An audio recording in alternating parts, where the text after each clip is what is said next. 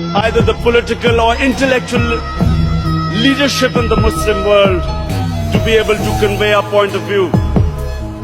So we have things, we have words like Islamofascism, like radical Islam. When Tony Blair and George Bush say that the enemy of Western civilization is radical Islam, how is the man in street in the West supposed to differentiate between a moderate Muslim and a radical Muslim? And why is Islam the issue? Before 9/11, 70% of all suicide bombings was by Tamil Tigers in Sri Lanka. No one ever blamed Hinduism for what they were doing.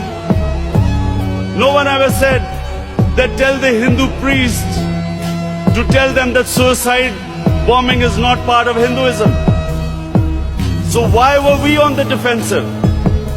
How is suicide bombing anything to do with any religion? And unfortunately, because we did not have the leadership, and because sadly in the Muslim world, there were people who played along the game, called themselves moderate Muslims. We had military dictators, in order to get Western support, called themselves enlightened moderates, perpetuating this image that perhaps it's something to do with Islam or radical Islam. All human communities have moderates, have liberals, have conservatives, and have fanatics. Islam also has its fanatics, but the moderate majority is always liberal, because our religion preaches, our religion accepts other communities and other religions. We all know that Islam believes in plurality. Muslims have lived with other religions. We have lived with Hindus, we have lived with Buddhists, we have lived with Jews, Christians.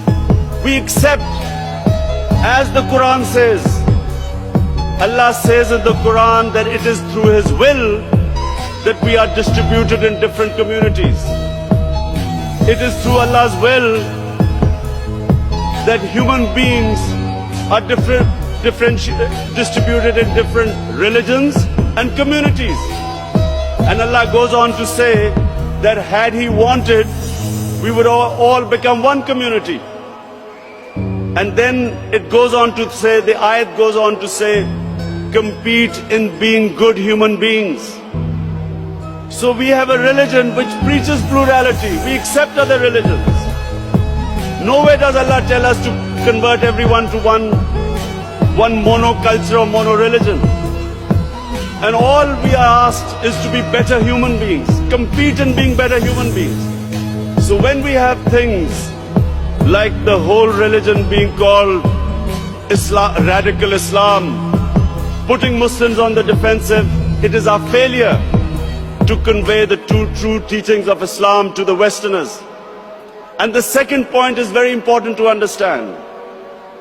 We have also failed to make the Western countries understand that there are two aspects of religion which are sacred. One is the Holy Quran, and then the other is the personality of the Prophet, peace be upon him.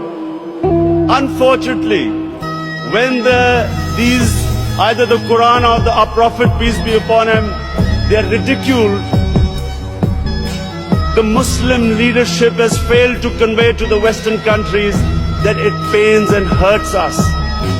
Because the leadership doesn't do anything, we have radical youth demonstrating, being violent, and giving our enemies an opportunity to malign our religion. I think it's about time that the OIC, the heads of Muslim states, should stand up and convey this to the Western countries, that just as the Holocaust in various European countries, if there is any doubting the Holocaust, people are put into jails. There is no freedom of expression when it comes to Holocaust, and quite right, Because if anything hurts other human beings, why can't we lay off those subjects? Similarly, the Quran and the Holy Prophet, peace be upon him, should also be considered. If there's any caricature, if there's any ridicule about these two entities, it hurts us. We should be able to convey them to them. Why should we leave it to radicalized youth to go in the streets and burn and kill and give the opportunities to the enemies of Islam to malign us? And I consider this a failure of the Muslim intellectuals and the Muslim leadership. I think that this is a very good forum.